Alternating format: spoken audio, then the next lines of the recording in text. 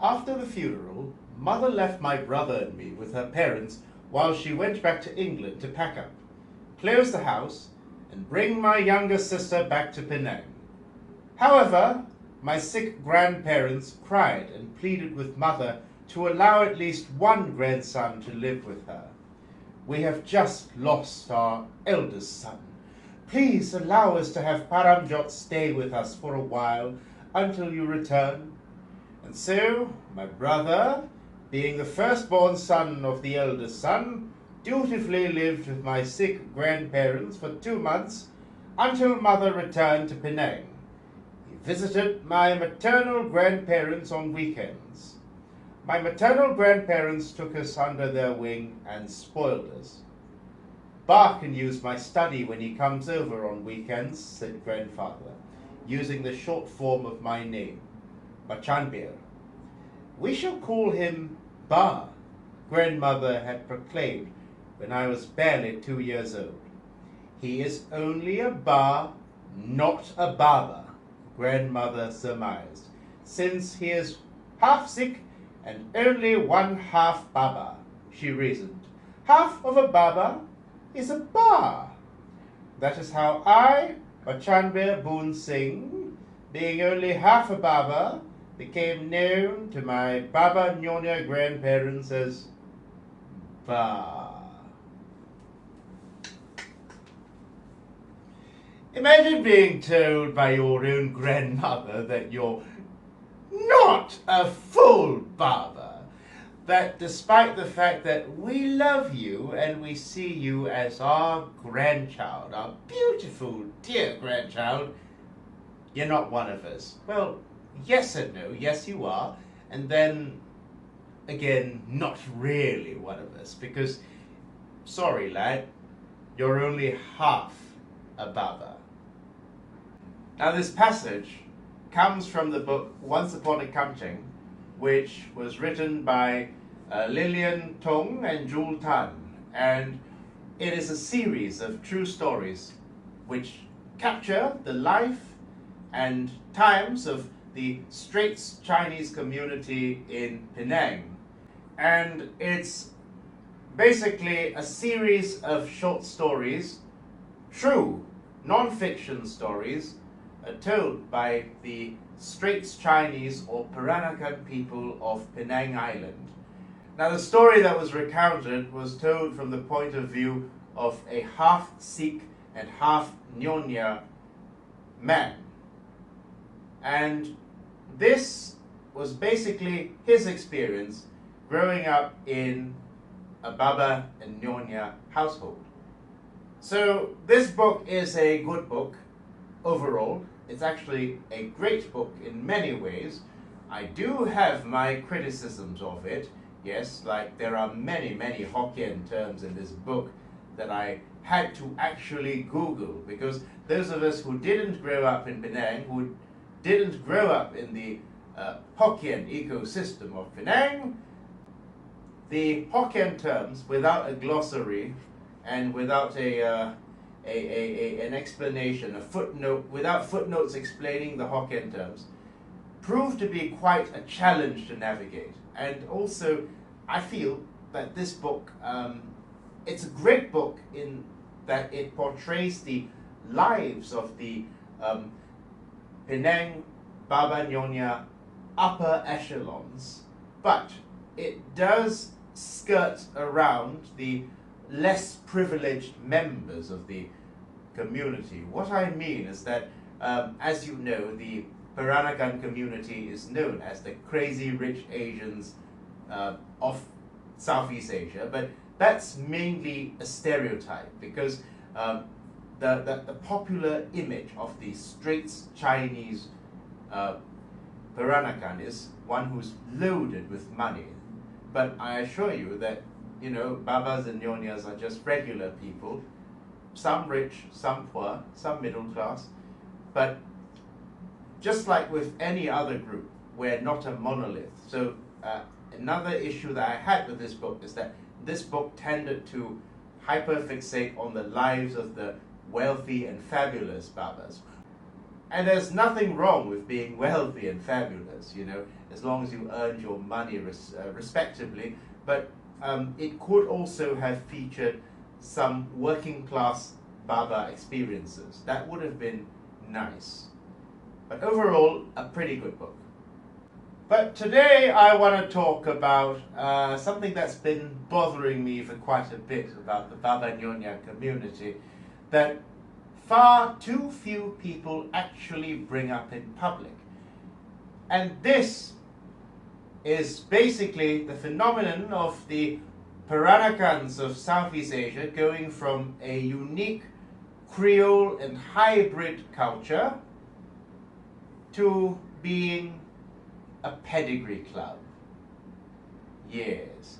So without further ado, if you haven't subscribed to my channel, please do so. And if you have not yet,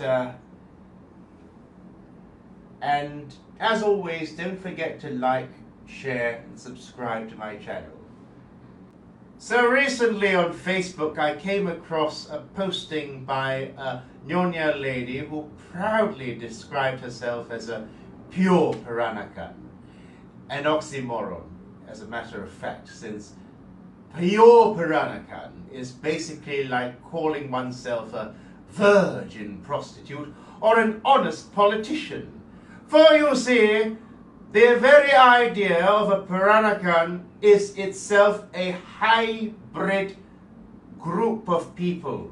Whether we're talking about the Chetties, who are a combination between the Tamil people and the Nusantaran people, or the Babas and Nyonyas, who are a combination between the Chinese and the local Southeast Asian people, there is no such thing as a pure Peranakan, because if you look back long enough in our family tree, you will find a very, very diverse admixture of a variety of different races, such as Chinese, Malay, Bugis, Javanese, Indian, Portuguese, and so on and so forth.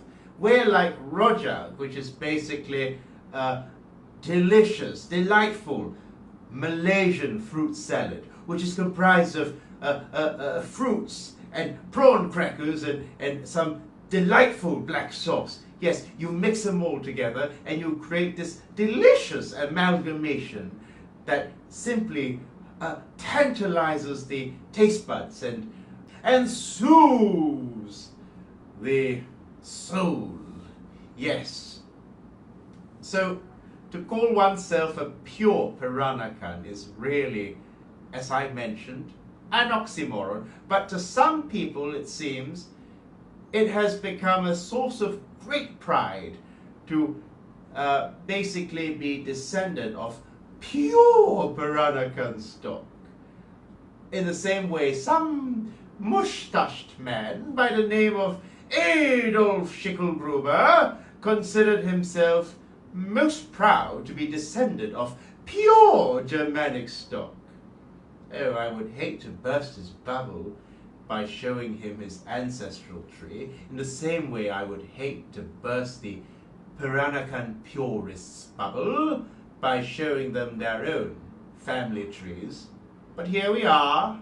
Suddenly, the Peranakan community of our country has become a community of four nobles, behaving as if they are some rare Pokemon because of their unique heritage and unique DNA. Now don't get me wrong, I mean Peranakans, we are a minority within a minority. There's not many of us. But having said that, however, I am rather disturbed by the current state of the Peranakan community in behaving like an elitist club where you need to have the right genetic admixture to join. Yes. Because time and again you will see the old guard of the Baba Nyonya community trying very hard to draw a boundary between what is Peranakan and what is not Peranakan. Now, to be clear, I myself draw a boundary between Peranakan people and Chinese diaspora people because, as I've mentioned, Peranakan people orbit their North Star. As I've mentioned, the North Star of the Peranakan people is Nusantara. Our base of identity is basically Southeast Asia. But if you consider yourself Chinese diaspora and not a localized Chinese, why then your base or your orbit tends to be China, not necessarily Beijing. It could be Guangzhou or Jiangzhou, where most of our Peranakan ancestors are from, and so on and so forth. So the difference between a diaspora Chinese and a Peranakan Chinese is that the diaspora's identity revolves around China and Chinese norms and Chinese culture, while the Peranakan's identity revolves around Nusantara. But having said that, there are lots of people nowadays who are now claiming that there are certain rules that you need to abide by, or there are certain guidelines that you need to tick in order to be a Tulen Peranakan, not a Celok Peranakan, even though Peranakans are themselves a Celok race, right? Suddenly, in order to be a Peranakan, your ancestor must have been a Chinese fellow who came here hundreds of years ago before the mass migration wave of Sinkehs and married a local woman, and then you're counted as Peranakan. However, if Jason Wong of 2025 marries Siti Nurhaliza, their children don't count as Peranakan, their children just count as mixed. But if Jason Wong and Siti Nurhaliza took a time machine back to the year 1825, why then Jason would today be an ancestor of a Baba Nyonya line. So in today's video, I want to explore a few things. First of all, where do we draw the line when it comes to people being Sinkehs?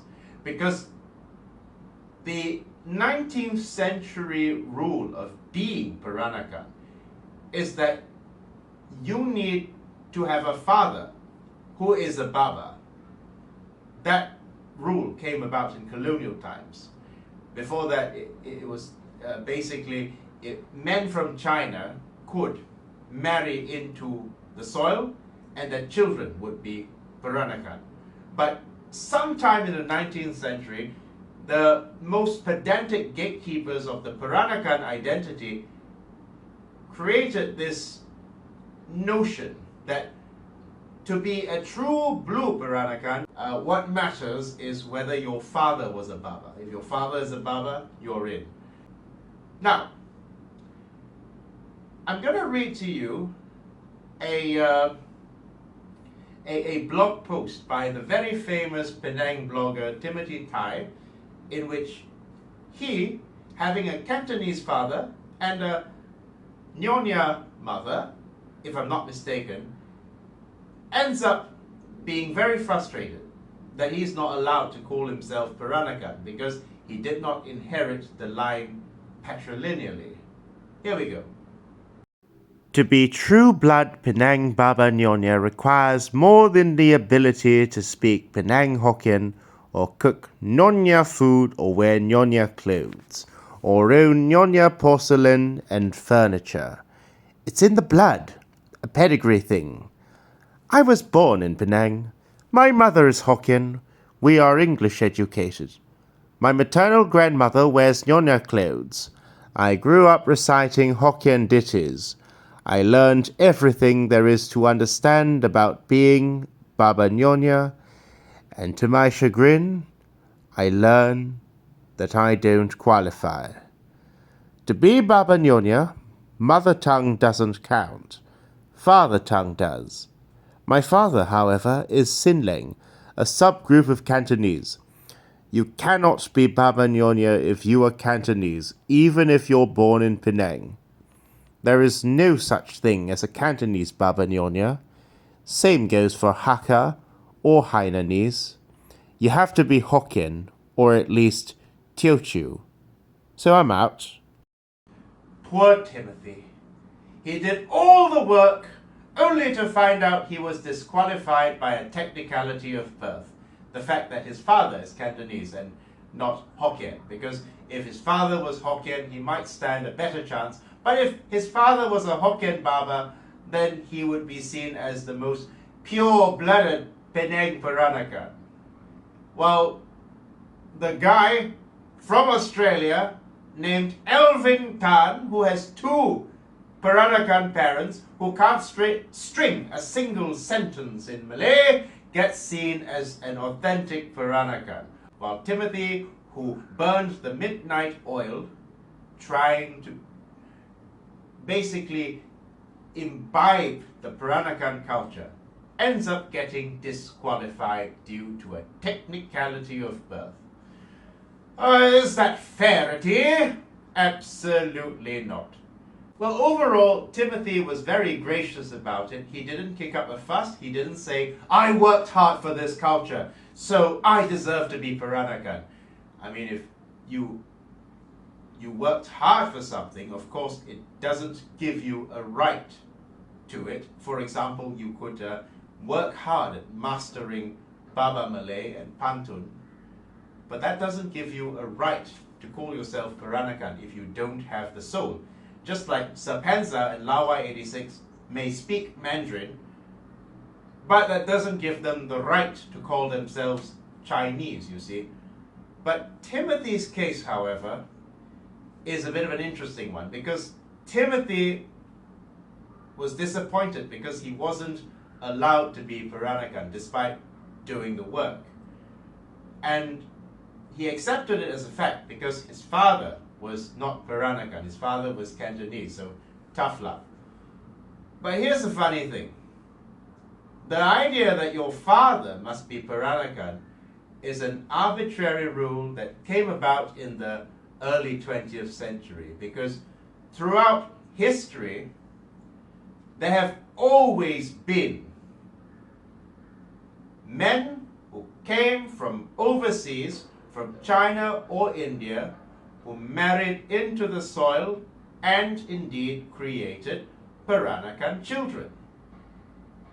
Even up to the mid-19th century, believe it or not, some of the Peranakan lines, even in Melaka, can only trace their ancestry back to the mid-1800s.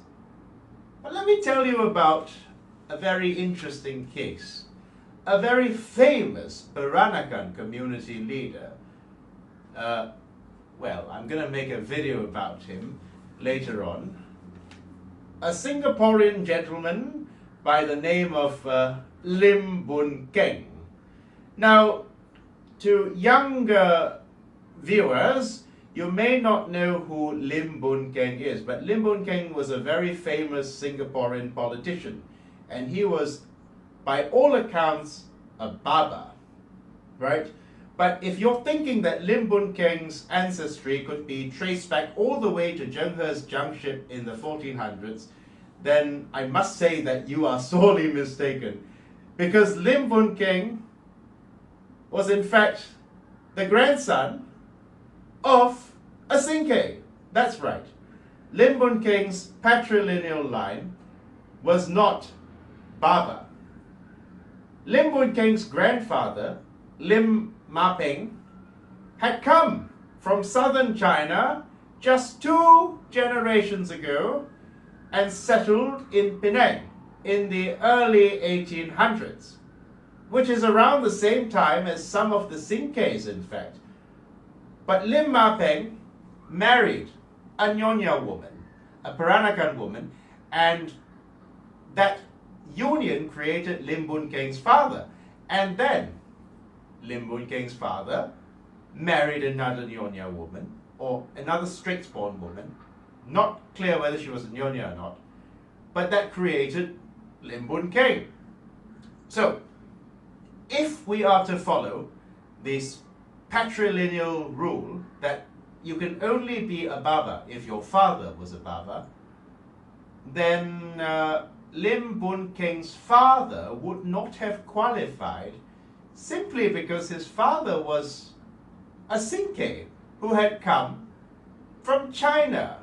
And Lim Boon Keng was therefore only 2 generations from the boat.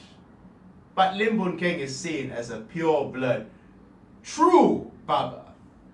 I actually despise the idea of blood purity for the Peranakan community because it goes against the very founding ethos of our civilization. But, you know, some people in this modern day and age have got this really pathological obsession about categorizing us in terms of strict racial categories. So yeah, this is more of a colonial hang-up, you know. But let me tell you why Timothy was not accepted by the most pedantic and hardcore Baba Nyonya gatekeepers, but Lim Boon Keng was accepted. And then after today, you will understand why these rules of inheritance are merely arbitrary. You know, this is going to surprise a lot of people, but the fact of the matter is that in the early days, people from the Peranakan community not only ate with their hands, named their children things that were rooted in Nusantara, such as names like Rosma, Melati, Salma, Daud. They also did not refer to themselves as Peranakan or Baba Nyonya. Those names came about later in order to create a distinction between themselves and the late arrivals. No, if you went back to the 1600s in Melaka and you spoke to Peranakan, if you would call him that, he would say to you, what on earth is a Peranakan? Or what on earth is a Baba or a Nyonya? Because these titles only came about towards the 19th century. So these were honorary titles, but in the early days, they only referred to themselves as orang sini. So he would say to you, gua hanya orang sini, lu cakap apa? Gua hanya orang sini. Gua punya nenek moyang dari Tionghoa Mari. But he wouldn't say to you, I'm so proud to be Peranakan. Oh, it's such a romantic story of love and basically the civilization brought to Southeast Asia. The fusions of 2 wonderful civilizations. No, he was just trying to survive.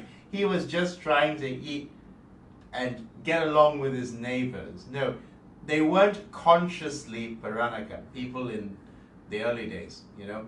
The funny thing is that without the Sinkehs, we might not even be calling ourselves Babas and Nyonyas or Peranakans. We might just be calling ourselves Orang Tempatan or people from here, right? But anyway,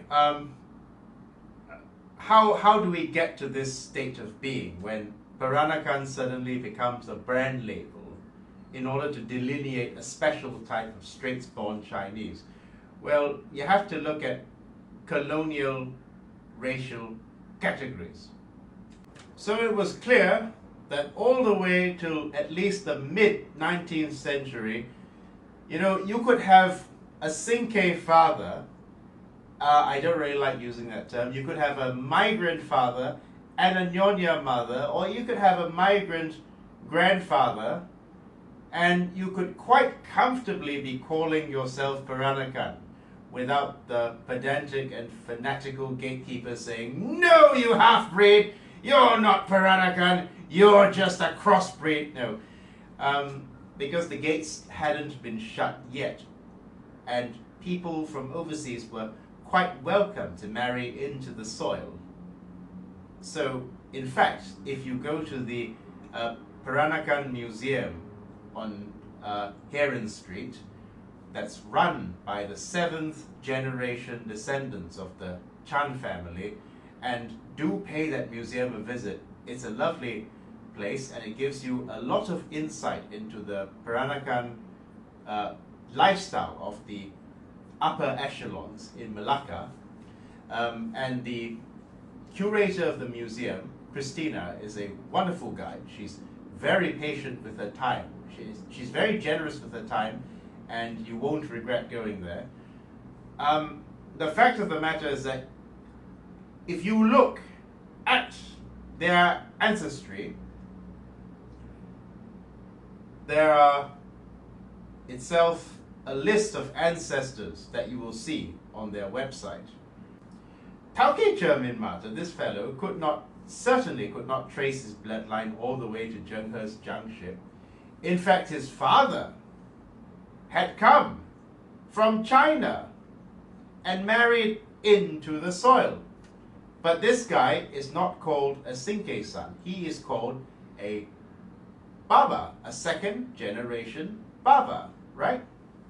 So the cruel irony is that Timothy, if we count the time that Timothy's ancestors have been here, his Cantonese ancestors, all the way to 2025, at least 3 generations, if not more, right? By right, that makes him more Straits-born than someone like Lim Boon Keng, who was only 2 generations off the boat. But then the caveat was that, you see, your father not only had to be Peranakan, if he wasn't Peranakan, he at least had to be Hokkien or Teochew. Now, since when did these rules exist? Because in the olden days, nobody had any notion that certain dialects were better than others, you know. You had men from all over China marrying into the soil, but the main stock of people tended to come from Fujian. The point is that the gatekeeping, the fanatical gatekeeping arose as a result of colonial anxieties. And this is where we get to a slightly dark part of the Peranakan identity. See, in colonial times, I think I mentioned that Peranakans were known as the Queen's Chinese because we were the first people to master the English language en masse. You see, because we were not Malay enough to be considered truly Malay, and we were not Chinese enough to be considered truly Chinese. So we fall between both groups as a liminal category. So the British trusted us as administrators, whether that be clerks or lawyers or headmistresses. Most of these people in the colonial times tended to come from Straits Chinese families. Now, there were some Sinkeh descended families, like Lee Kuan Yew's family, for example, and this is going to rub people the wrong way because there are people who call Lee Kuan Yew a Baba because his grandmother was Baba, right? But his temperaments were very much that of a Chinese diaspora, obsessed with performance and drive, and basically he didn't have the relaxed kampong sort of spirit. Very, very uptight and very, very obsessed with control and with achievement and grades. That tends to be from the anxious diaspora Chinese. I'm going to make another video about Lee Kuan Yew, about how Lee Kuan Yew was a missed opportunity. We should have just let him become Baba, because then he wouldn't have been such a hard-nosed and hard man, right? He could have softened, but that's a topic for another day.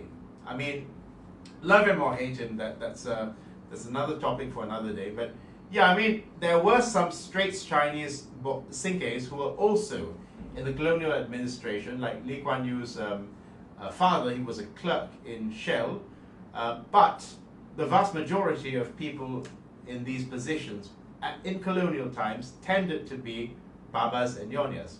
Babas were like the clerks, the lawyers, the administrators, like Tan Cheng Lock, while on the other hand you had Nyonyas, who tended to be like school teachers, like my grandmother, or headmistresses, and so on and so forth. So the irony is that the people who call me a banana might have had their ancestors taught English by my grandmother. In any case,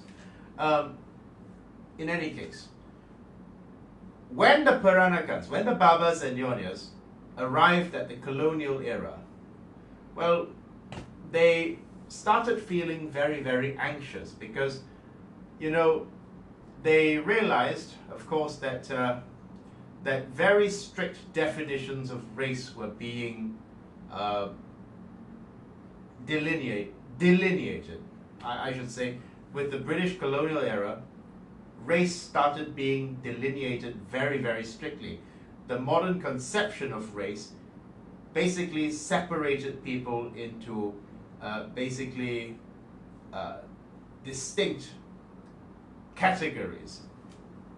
And the Peranakans also faced another existential threat.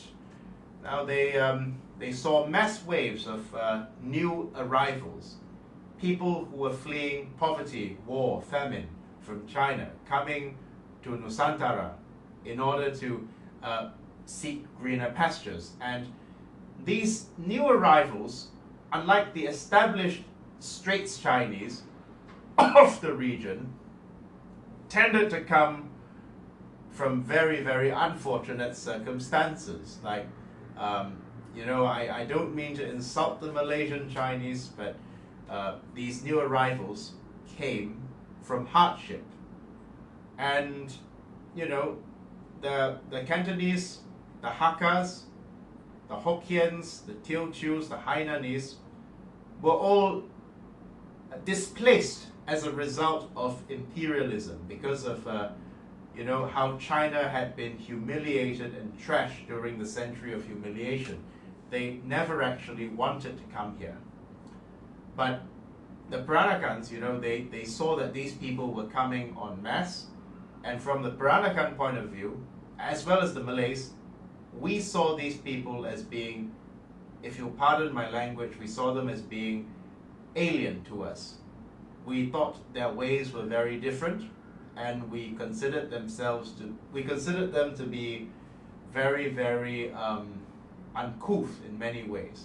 And I'm not calling your ancestors uncouth, but that was a common perception among the Malays and the Peranakans of the late arrivals Chinese. They saw people in very, very deplorable circumstances, and they saw that, you know when your material conditions are not good, you can't really afford to be polite, right? So we mistook the symptom for the cause, basically. We mistook the symptom of poverty as a character flaw. We thought that they were inherently different from us, that we, Babas and Nyonyas, were simply better, more refined, and more cultured, and more compatible with the Malays and the British.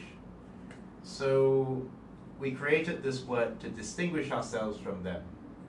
Sinkeh, which means new guest in the Hokkien language, which is the ancestral language of most Peranakans, if you're thinking back 400, 500 years. So you see that Baba Malay is peppered with Hokkien words, even though the Melaka Peranakans, unlike the Penang Peranakans, are not known to speak Hokkien. The fact of the matter is that, you know, the word Sinkeh was meant to create a distinction between the new arrivals, the dialect speaking, if you'll pardon me for saying this again, the dialect speaking and, from the Peranakan point of view, uncouth and uneducated coolies and prostitutes and amas, and the Peranakan people, basically. That's why I've stopped using that word on my enemies. I used that word for a couple of years, but then now I've even against the most fanatical Chinese ultras, I try not to use words like China Gek or Sinkeh, because those words are not neutral words. They are actually loaded with colonial contempt, right? If I use that word, I'm also tarring good Chinese Malaysian people under the same brush, like my student's mom who helped my transgender acquaintance to get a job. So I think it's not fair to tar people under the same brush. And the next point of the video, I want to talk about how, Sinkeh and Peranakans divisions ended up fueling what came to be known as banana hatred. You see, when Malaysian Chinese, especially the diaspora ultras, use the word banana with such malice and contempt to describe someone who doesn't speak any Chinese and feels they have no urgency to learn, like myself, that word actually, I suspect, also has a historical undertone to it, because in colonial times, the English-speaking Peranakan Chinese were indeed the more privileged group compared to the Sinkehs, the new arrivals. Now, as much as I hate Chinese ultras and I despise their chauvinism and bigotry, I do understand why my British accent, which I inherited from my grandfather, triggers them. Because even if they don't consciously think it, they don't consciously think of the word Baba or Nyonya or Peranakan, a man in a white linen suit, they're thinking about a man in a white linen suit dining with a Malay feudal lord or a British governor, while the Chinese person is basically serving them tea or scrubbing their floors. And basically that image is one which basically has calcified. And although people may not be consciously thinking of the word Peranakan, they nevertheless have this cognitive notion, at least, that the English-speaking Straits Chinese was indeed the one that was sipping tea with the British governor and the Malay sultans, while the coolies, the laborers, and the Avars were breaking their backs in the tin mines. And basically, although I don't think we were necessarily cruel, I think we did not see how much pain they were in. So I think, we never really offered them a chance to become Peranakan, because the gate was shut in the 1800s, in the late 1800s. There was no way you could marry into the soil, because a Sinkeh that arrived in the early 1800s or the late 1700s or even the mid 1800s could still be recognized as a Peranakan father. That means his children could be recognized as Peranakan. But after the colonial times and after the creation of the word Sinkeh and the strict delineation between Sinkeh and Baba, eventually there was a cut-off point, or there was basically a gate that was shut towards people from overseas becoming Peranakan. Unless, of course, you were a Chinese woman. I'll tell you a dirty little secret. Some Baba Nyonya families did marry in Chinese women. And that's why I see the gatekeeping rule of, your father must be a Baba, your mother can be anything else, as a rule that benefits the Baba men, right? Because, basically you get to expand your dating and marriage market to not only Nyonya women, but also Sinkeh women. And basically, the idea was that the man might come and change the rules of the household if he were to marry in, and then there was also a genuine worry that the Peranakans had that a Chinese fellow from China may come in and say, how come you all don't speak Chinese? Why are you eating with your hands? Why are you using Malay at home? So there was a genuine fear about that. But I also suspect that this rule mainly benefited men in the Baba community, because it allowed them to access even Chinese women, from China. And a dirty little secret is that, yes, many Baba and Nyonya families did arrange for Sinkeh women to be married to their sons, because it would, pardon me, lighten their children's skin and make them look less kampong. Because in colonial times, optics mattered, and the lighter your skin was, the better in the British view, right? And they wanted to see themselves as civilized, you know, not kampong. But at the same time, not the same as those new arrivals either. So the woman, the Chinese woman who married into the family, basically became a footnote and just assimilated into the family. And she and her parents or grandparents were never spoken of again. Now that's a dark side of the Baba Nyonya community, and that's why you'll notice that early Babas tended to have very, very dark skin, kulit sawo matang, but you'll notice that later Babas tended to have lighter skin, and it's no coincidence, right? Now, of course, we're going to talk next about the Hokkien exception to the rule.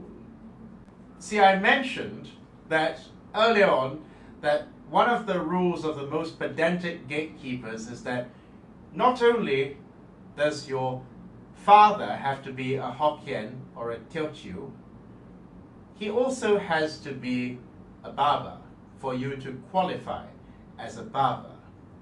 But here's where it gets a bit tricky, because like I said, Lim Boon Keng himself was the grandson of a Sinkeh by any other word, right? I mean, a rose by any other name would smell just as sweet. So a Sinkeh by any other time period would still be a Sinkeh.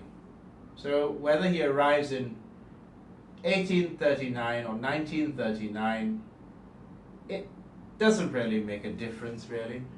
But why is it Lim Boon Keng is seen as a tulen or genuine Baba, while Timothy, unfortunately, is not seen as a real Baba? Well, that's because Timothy had the misfortune of having a Cantonese father, you see, because for some reason, Babas and Nyonyas, even in colonial times, have always had a soft spot for the Hokkien and Teochew communities.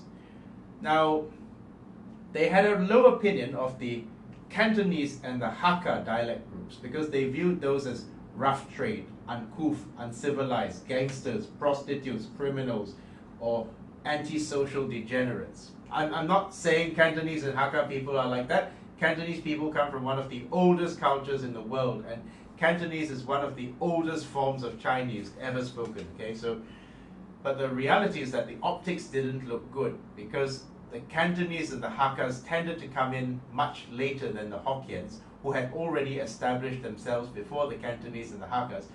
And the Hokkiens were often merchants or tradespeople that were far better off than the Cantonese or the Hakkas. So there's this Hokkien exception that the Peranakans often made, and this is precisely why, due to osmosis, the tongue of the Penang Baba household shifted from Malay to Hokkien. It's not like they just magically just became Hokkien overnight, but rather Hokkien seeped into the Peranakan household in Penang over time due to the soft lullabies of a Hokkien wife. Or, you know, basically Penang is majority Hokkien when you think about the Chinese population, right? Most people are Hokkien.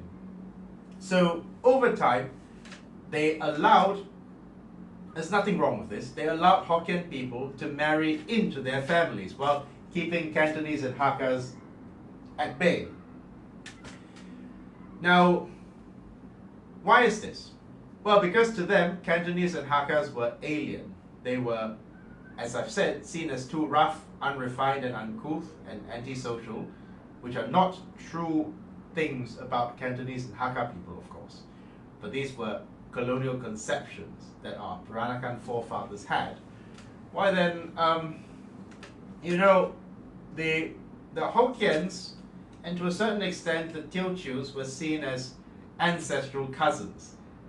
Kita punya orang, you know, because the Hokkiens were in fact for many Peranakans, they are ancestral cousins. So from the Baba Nyonya's point of view, meh, Hokkiens, they're just us 200 years ago. You know, we're basically the same people. We can let them into our families. And that is why Hokkien was allowed to change the tongue of the Penang Baba household over time, because Hokkiens were not seen as a problem. But the Cantonese and Hakkas never quite had much influence on the linguistic or cultural norms of the Peranakans, because Peranakans kept them at a distance, while at the same time hiring Cantonese maids or depending on Hakka women's labor or Hakka men's labor or Cantonese men's labor. Nevertheless, they still kept them at an arm's length. So the fact of the matter is that before the colonial period, you can bet there were people of Hakka or Cantonese descent marrying into Peranakan families. And again, like I said, Peranakan families, you know, did bring in late arrival women for marriage in order to lighten the skin, right? I would not be surprised if you could find Cantonese and Hakka female ancestors in the line. Like, there are, if you look at history, you look at the genealogical records, there are quite a number of matriarchs with the surname Wong in it. So how did the surname Wong get in there? You see? So the point is that all these arbitrary rules were meant to basically prevent the Peranakans from being subsumed by the wider Chinese diaspora and maintain the civilizational integrity of the Baba Nyonya community, but it also created walls of exclusion that bred bad feelings over generations, especially towards English-speaking Chinese like myself. Now, of course, the fact of the matter is that, the fortress, you know, the Lim Boon Keng's fortress, did not spring up of nowhere, because we told them that they were not one of us and they could never be us, right? And yet at the same time, we never actually gave them a pathway to belonging. But ultimately, I think some of the most pedantic gatekeepers of the Peranakan community, who are obsessed with bloodlines and obsessed with pedigree and who treat it like a pedigree club, have a pretty shoddy memory, because they don't seem to remember the original ethos of the Baba and Nyonya community, which is basically not fearing hybridity, not fearing contradictions, and not fearing love across borders, right? You know, in maintaining our own civilizational integrity, the Babas and Nyonyas basically became no different from some sort of an aristocracy which was absolutely frightened about mixing with so-called commoners. But the reality is that most of these fanatical purists who are so proud of coming from untainted Penang lines or untainted Melaka lines, these people do not remember that 300 to 400 years ago, their ancestor was himself a Sinkeh, who smelt of salt water and salted fish probably, who was probably a gruff, sweating Sinkeh, who would spit on the floor and drink too much, and basically, you know, wouldn't have the refined manners of the Peranakan of today.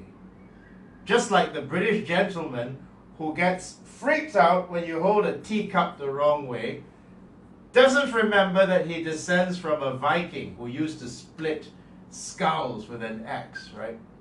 You know, after a while, the descendants tend to forget. And they would have turned away, they would have sneered at their very own ancestor himself, right? So ultimately, I think being Peranakan is not about blood percentages. You can be a full-blooded Peranakan. I hate that term, full-blooded, but Yeah, I'm just using your terminology in order to humor you. But if your mannerisms are uncouth and you regard Malaysia as a halfway hut and not your home, then you're really and you have no love for the kampong, then to me you're spiritually a Sinkeh. But you could have no Peranakan blood, if you want to call it that. But if your heart is in Malaysia, you love the people around you, and you treat Malaysia not as a temporary halfway hut, but as your permanent home, then by all means, you are spiritually Peranakan. I mean, the fact of the matter is that nobody who was born in Malaysia is technically a Sinkeh. Because a Sinkeh means somebody who's a late arrival, a fresh off the boat person, right? But to me, the word Sinkeh is very similar to the word pendatang. It basically implies that you're a guest. It means new guest, and it implies that your time here is temporary and you will be gone eventually. But it's not a good word to use, I've realized, so I've stopped using that word. But ultimately, the Peranakan community needs to buck up and stop counting blood percentages and, because right now, the average age of the Selangor Peranakan Association is 70, if you can believe it. Now, why is that? Why is it we can't seem to be recruiting younger members of the Baba Nyonya community? Well, I'll tell you why. Because the young members of the Baba Nyonya community who might not have the right blood proportions might not even feel they have a right to call themselves Peranakan. Like I was speaking to a lady who's half Hakka on her dad's side, half Nyonya on her mom's side. I called her Nyonya and she said, no, I can't be called Nyonya because I'm only half. I said, what nonsense is this? Most Peranakans are half or 3/4. There are very, very few pure blood Peranakans left. And she said, well, my dad is Hakka, not a Baba, so I don't think I can count as one. Do you see what's happening? Because of all this stupid gatekeeping and keeping the culture in a museum, holding it like a museum relic, eventually descendants of the Baba Nyonya community who might not have pure blood, so to speak, end up feeling like they don't have a right to call themselves Peranakan. And that's why our numbers are shrinking. But the original Babas and Nyonyas didn't have this fanatical obsession about pedigree, because being Peranakan is not about your blood, it's about your adat, budi, and sopan. Like I mentioned, your customs, your compassion, and your good graces. That's what makes you Peranakan. Now, the fact of the matter is that, I don't know how the future of the Baba Nyonya community will be 50 years from now, but if we don't stop policing bloodlines, if we don't stop obsessing about who is and who isn't a Peranakan, I think that we're going to find ourselves extinct by our own hand because of our own fear of allowing infiltration into our spaces. Eventually we may find that the Peranakan community is simply a retirement home of people playing mamasak. So yeah, I think I'm going to end today's video, but I just want to say, if you've made it this far, thank you for watching and have a wonderful day.